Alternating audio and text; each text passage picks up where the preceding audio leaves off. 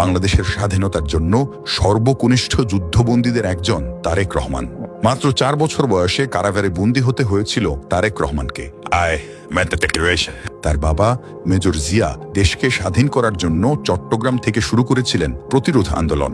সেই অপরাধে মায়ের সাথে তারেক রহমানকে বন্দী করেছিল পাকিস্তানিরা। বয়স 15 না হতেই বাবাকে হারান তিনি। তারেক রহমানের মতো দেশের খুব কম রাজনীতিবিদই এত শারীরিক ও মানসিক নির্যাতনের মধ্য দিয়ে গিয়েছেন। বাবাকে হারিয়ে এতিম হয়েছেন, ভাইকে হারিয়েছেন, মমতাময়ী অসুস্থ মাকে কারারুদ্ধ দেখার দুঃসহ যন্ত্রণায় কাটিয়েছেন বছরের পর বছর।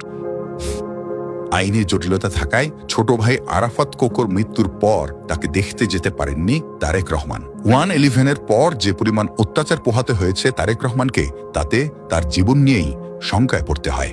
যে পরিবারকে 1971 সালে পাকিস্তানি বাহিনীর নির্যাতন সহ্য করতে হয়েছিল, 10 বছর পর যে পরিবারের কর্তাকে খুন করা হয় নির্মমভাবে, সে পরিবারটি 80-র দশক জুড়ে স্বৈরাচারী শাসনের তোপের মধ্যে পড়ে। রাজনৈতিক রোষানলের কারণে দীর্ঘদিন এই পরিবারটি ছিল একে অপরের কাছ থেকে বিচ্ছিন্ন। তারেক রহমানের বিরুদ্ধে অনেক কথাই বলা হয়, কিন্তু কখনোই তার জীবনের এই দিকগুলো তুলে ধরা হয় না। সারা জীবন স্রোতের বিপরীতে সাঁতার কেটেছেন তিনি। নাটকীয় সব ঘটনায় তার জীবন পূর্ণ, যেখানে ত্যাগ আর বঞ্চনাই বেশি। আমার সাথে অন্যায় হয়েছে, অবিচার হয়েছে, আমার পরিবারের সাথে হয়েছে, আমার বাবাকে হত্যা করা হয়েছে, আমার মায়ের সাথে অন্যায় করা হয়েছে, আমার ভাই মৃত্যুবরণ করেছে এই অত্যাচারের কারণে। এই সকল অন্যায়ের, অবিচার, অত্যাচারের জবাব দিতে চাই। আমাদের 31 দফা যদি আমরা সফল করতে পারি, তাহলেই জবাব দেওয়া হবে।